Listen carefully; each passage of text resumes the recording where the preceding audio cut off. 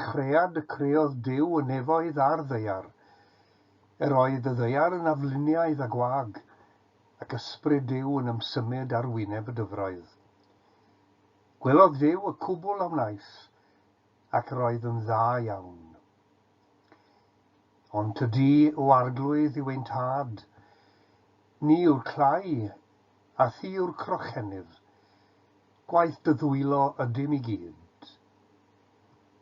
Teilwng wyt ti ein harglwydd a'n Duw, i dderbyn y gogoniant a'r anrhydedd a'r gallu, oherwydd tydi a greodd bob peth, a thrwyd ewyllus y deithant i fod, ac y crewyd hwy.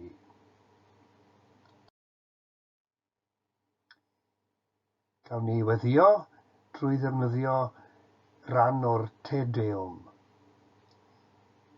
Ti Dduw a folwn, ti a gydnabyddwn yn arglwydd, yr holl ddaear ath fawl di, y tad tragwyddol.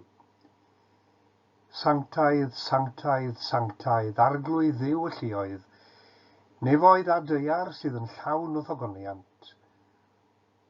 Gogoniant i'r tad a greodd y byd, gogoniant i'r mab, a'n prynodd mor ddrud.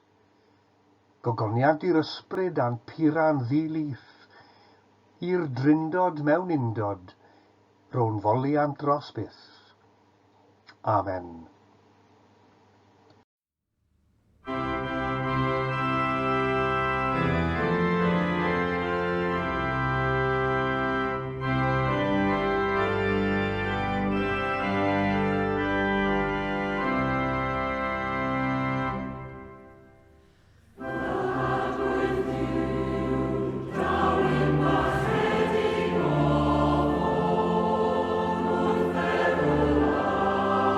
O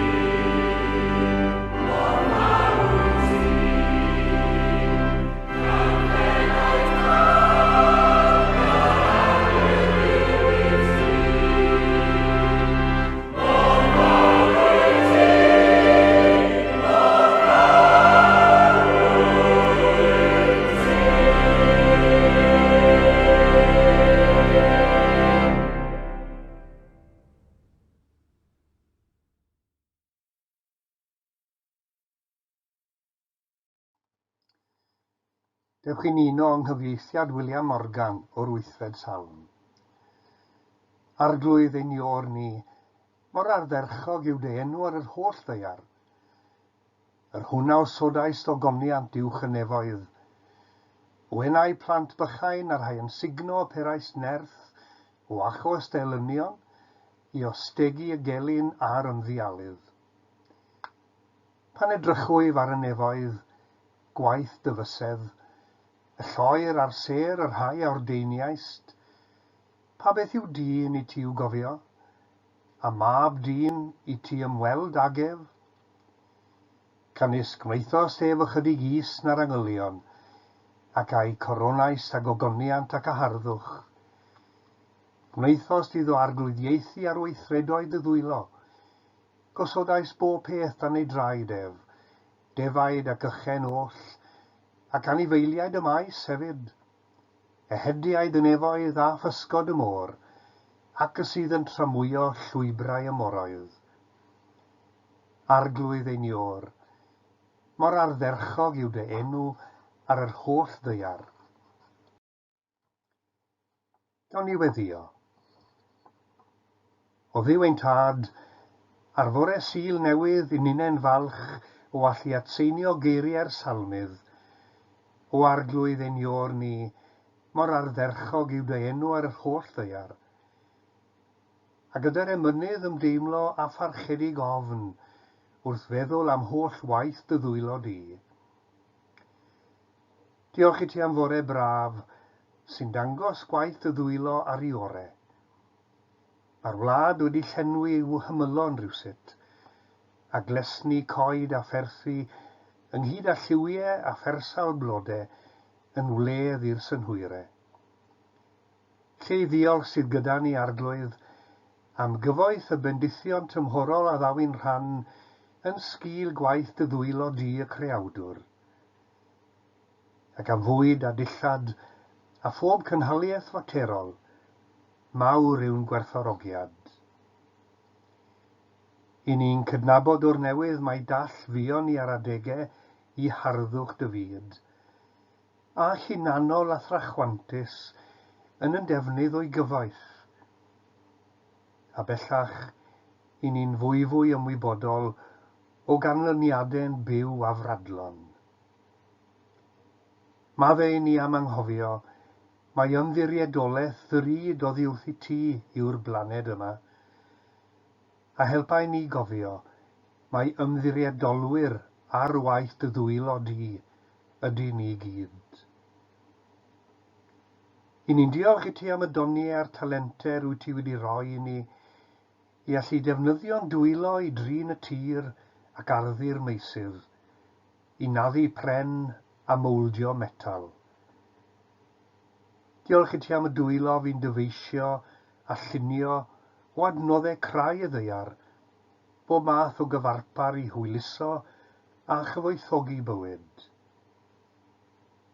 Gweddiwn am dyfendith ar y dwylo creadigol sy'n ymdrechu i wneud ein byd yn decach a harddach byd i dy blant di gyd. Yn sŵn cry y dioddefwyr mewn gymaint o leoedd yn y byd, gweddiwn dros weithwyr yr holl fudiadau yn garol, fel na fydd i dwylo'n llesgau, ac y bydd rhoddion syml yn dwylo ni drwy gymorth Cristnogol a'i debyg, yn ysgogiad iddyn nhw i ddal ati, yn ogystal â chwrdd ag anghenion rhanghennus. Diolch i ti am y dwylo a gysegrwyd i wasanaeth mewn cynifer o feisydd. A'r eilwyd, y dwylo a'n derbyniodd i'r byd, a'n hanwesodd am y tro cyntaf, ac a'n hanwylodd a'n harwain ar hyd yn taith. Y dwylo cawsom ninnau yn ein tro, y fraint westyn llaw ati nhw mewn gofal a chariad. Mewn ysbyty, diolch i ti am ddwylo cadarn y llaw feddyg, o dan bwysau cyfrifoldeb tynged y claf. Am law nyrs yn troi cyfrifoldeb swydd yn ofal tyner cynhaliol. Mewn cartre preswyl, lle mae dwylo gofalwyr yn ddiwyd dendio yn ôl yr angen.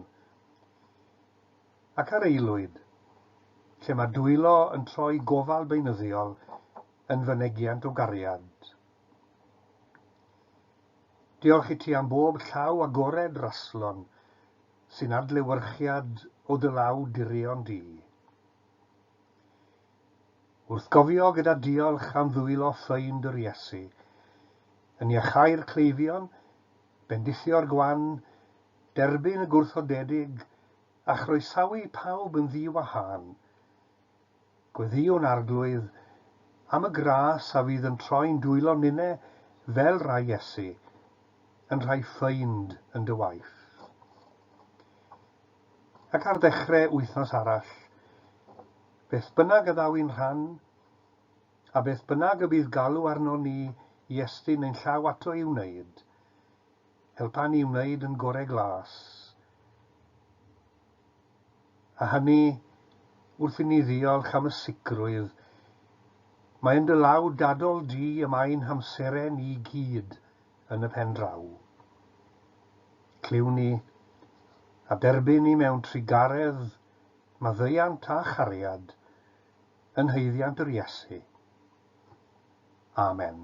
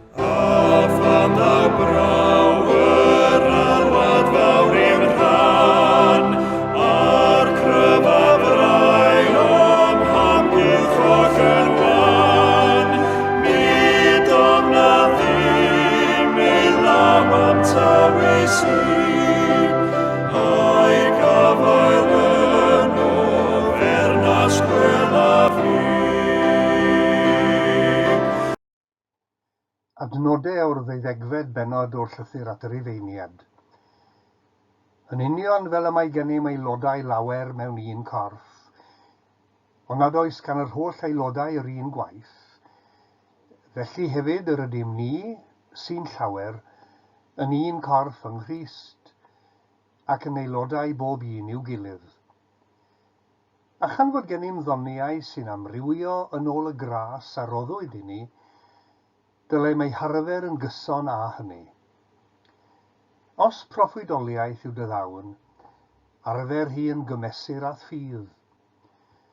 Os dawn gweini ydyw, arfer hi i weini. Os addysgu yw dy ddawn, arfer dy ddawn i addysgu. Ac os cynghori, i gynghori. Os wyt yn rhannu ag eraill, gwna hynny gyda heilioni. Os wyt yn arweinydd, gwna'r gwaith gyda gymroddiad. Os wyt yn dangos dosturi, gwna hynny gyda llawenydd.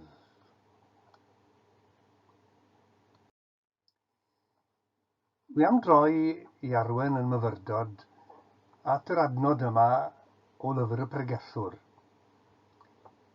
Beth bynnag rwyt yn ei wneud, gwna ath holl egni.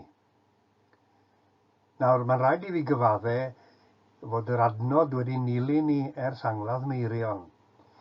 A do fe bregethes ar y testun o'r blaen. 12 mlynedd yn ôl a bod yn fanwl. Dyma chi 2 gyfeisiad arall ohoni. Ac mae cyfeisiad William Morgan mor gymwys yn diwe wrth feddwl am meirion. Beth bynnag yr ymafael dy law yn ddoi wneithir, gwna ath holl egni. Fe gyfeiries i yn yr angladd at ddawn meirion i gerfio llwyau, ac at y gadwyn i nodi priodas arian meirion ar os. Mae'r llwy yn syml a phlaen, gyda 2 belen i nodi'r plant, a'r gadwyn yn nodi'r blynyddoedd. Odi mae'n syml, ond yn gain a chrefftus, yn nodweddiadol o meirion. Ac mae'r llwy yn dweud cymaint amdano ond yw hi. Am ei ddawn, a'i ddyfal barhad, a'i amynedd, a'i benderfyniad o gwblhau'r dasg wrth law yn iawn. Nawr, mae I law a dwylo, le pwysig iawn yn y Beibl, yn arbennig felly llaw Duw. Ond yn raddol fe daeth y term llaw yr arglwydd i gael ei ddefnyddio nid yn unig am weithgarwch Duw, ond am Dduw ei hun. Hynny yw, os ych chi am wybod shwd I yw Duw, yna edrychwch ar waith I ddwylo. A dyna sydd gyda'r salmydd yn y salm I ni wedi rhannu gyda'n gilydd y bore yma. Ar un resymeg wedyn a ddefnyddiwyd wrth sôn am law dyn. Mae dyn nid yn unig yn gallu cyflawni llawer gyda'i ddwylo, ond hefyd yn gallu mynegu hun drwy waith I ddwylo, fel yr artist a'r cerflunydd er enghraifft. Ond mae I ddwylo hefyd yn gallu cynrychioli dyn, yn gallu bod yn fynegiant o'i anian a'i natur. Ac felly mae cyngor awdur llyfr y pregethwr yn gwbl gyson â'r syniad beibledd o bwysigrwydd y llaw, y dwylo. Beth bynnag y mafael dy law yn ddoi wneithir, gwna ath holl egni. Beth bynnag wyt ti'n neud, gwna hynny o ddifri. Gwna I eitha dy allu. Oherwydd mae gwaith dy ddwylo yn fynegiant ohono ti dy hun, yn angoseg o bwy a beth wyt ti. Dewch at arlun personol am funud, a goddefwch dipyn o alegorio y bore yma. Roedd yn had yn arddwr o fri, fel y rhan fwyaf o lowyr Cwm Gwendraeth o ran hynny. A'r ardd yn rhoi cyfle I gael tipyn o awyr iach i'r sgyfaint wedi oriau yn y tywyllwch a'r llwch.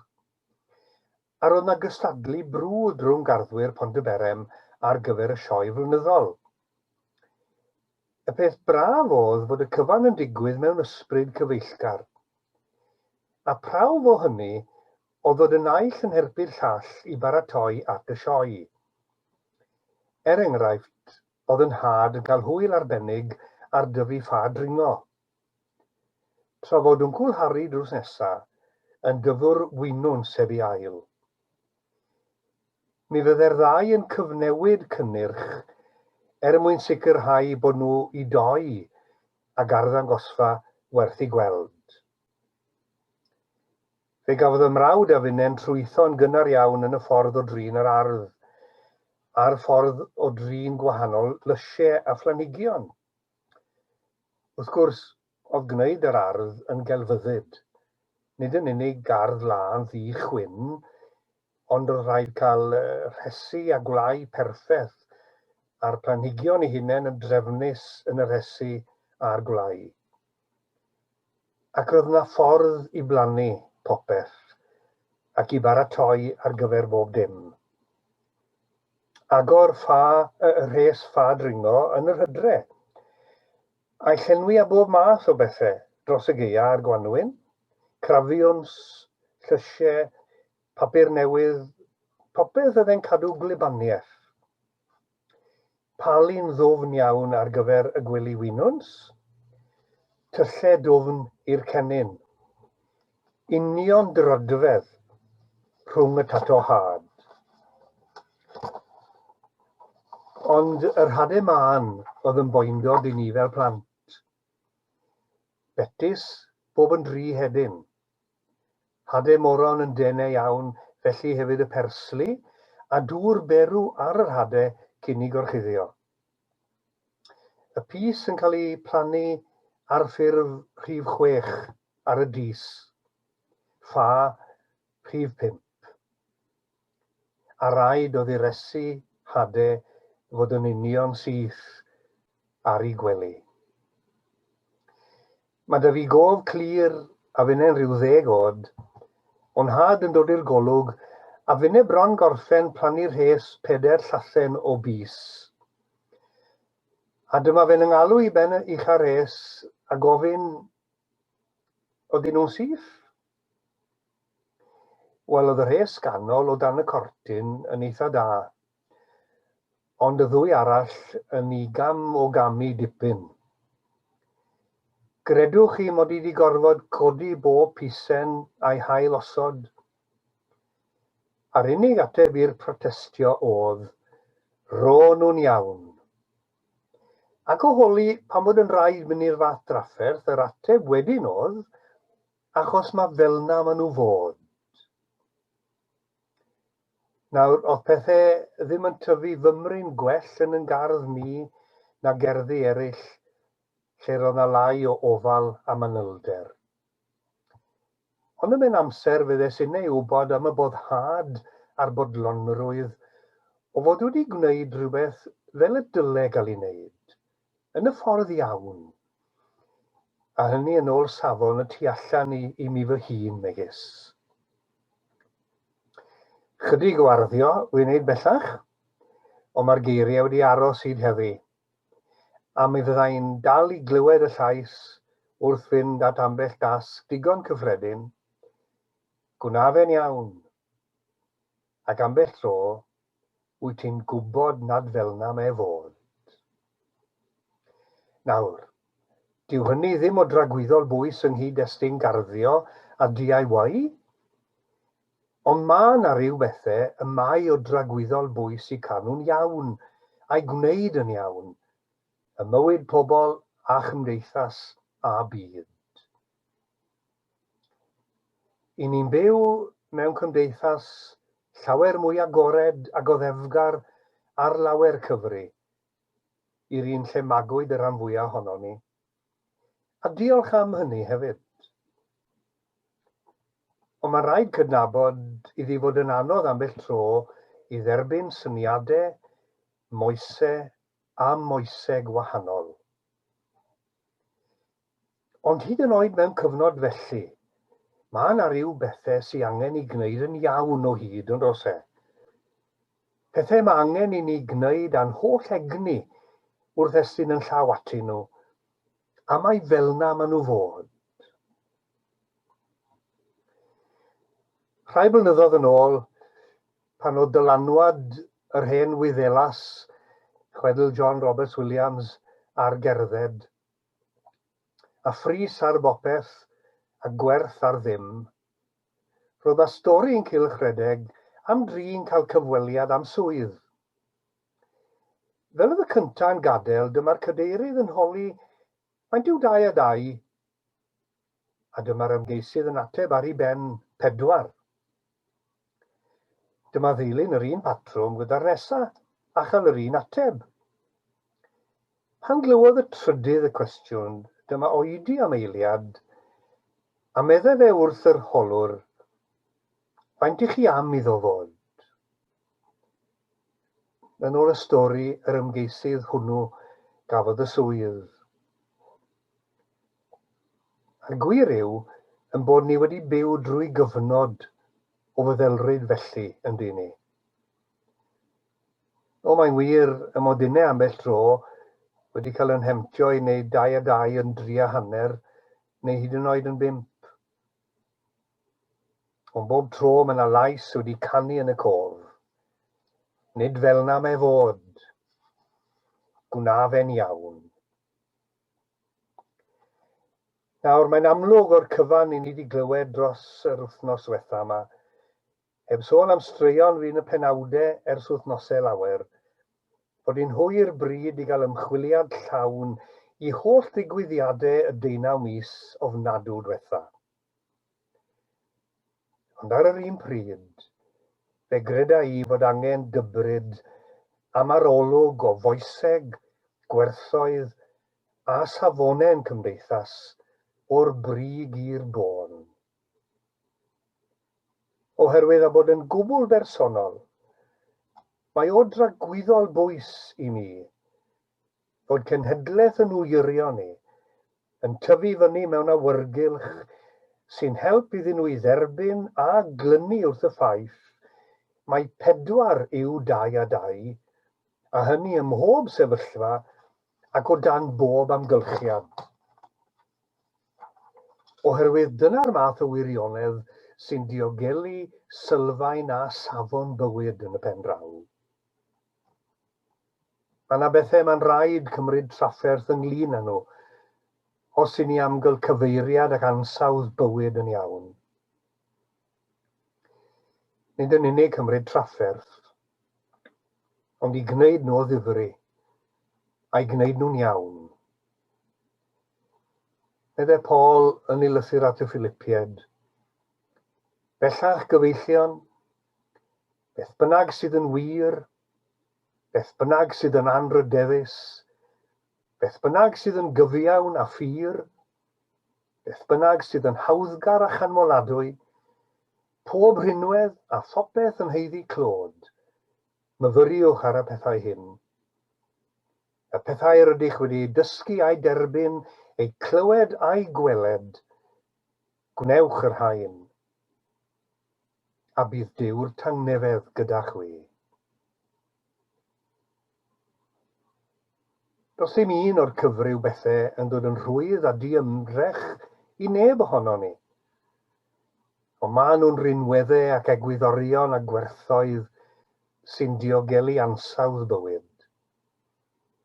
A maen nhw gyd yn werth estyn yn llaw atyn nhw a'i gwneud â'n holl egni. Nid dyna un ffordd o roi'n tystiolaeth a chyhoeddi neges yr Efengil fod Duw o ddifri ynglyn â chael pethau'n iawn? Gymaint o ddifri. Fel iddo roi fab mewn cariad a thrigaredd a maddeuant. Ac roedd y mab hwnnw gymaint o ddifri, fel iddo roi ddwylo pur ar led a gwisgo coron ddraen, mwyn i'r brwnt gael bod yn wyn fel hyfryd liain maen. Os yw Duw gymaint â hynny o ddifri, ond ni ddylen ninne hefyd fod o ddifri ynglyn â phob dim y byddwn yn estyn yn llaw ato i'w wneud.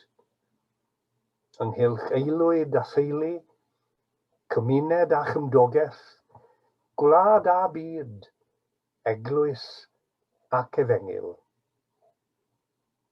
I ddyfynu Paul eto, y tro yma o Bible.net. Ffrindiau, meddyliwch bob amser am beth sy'n wir ac i'w edmygu. Am beth sy'n iawn i'w wneud, yn bir, yn garedig ac yn anrydeddus.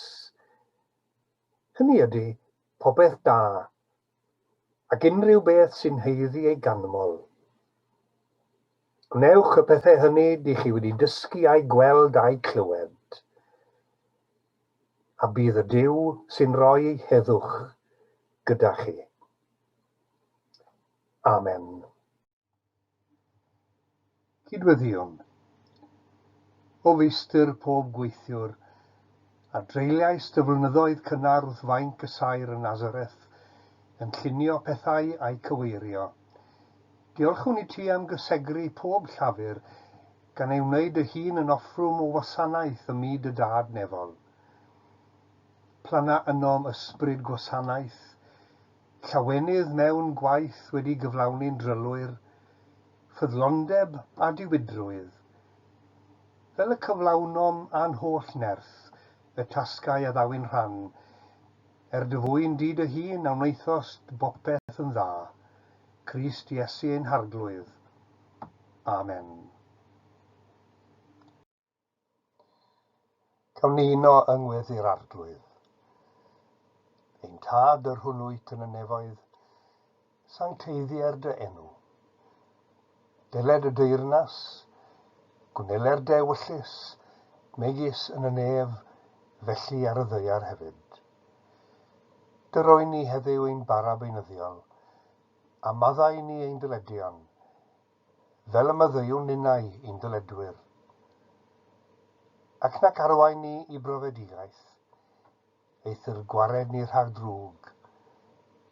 Canis eiddo ti o'r deyrnas, a'r nerth, a'r gogoniant, yn oes oesoedd. Amen.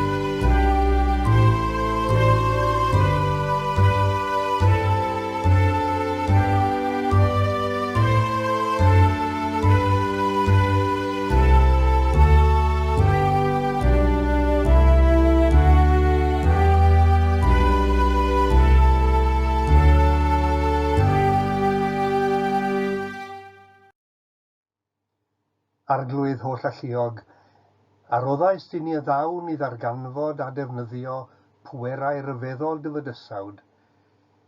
Dyroi ni hefyd ymdeimlad o gyfrifoldeb i ddefnyddio'r grymusterau hyn, nid i ddibenion dinistriol, ond lles y ddynoliaeth oll, mwyn Iesu Grist ein harglwydd. A gras ein harglwydd Iesu Grist, a chariad Duw a chymdeithas yr ysbryd glân, a fyddo gyda ni oll hyd byth. Amen.